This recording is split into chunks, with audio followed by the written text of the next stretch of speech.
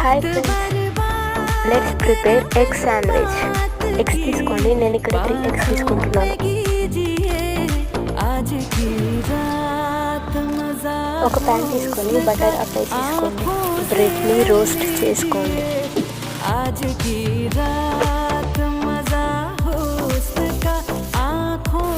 2 బ్రెడ్స్కి 1 side mayonnaise apply చేసుకోండి.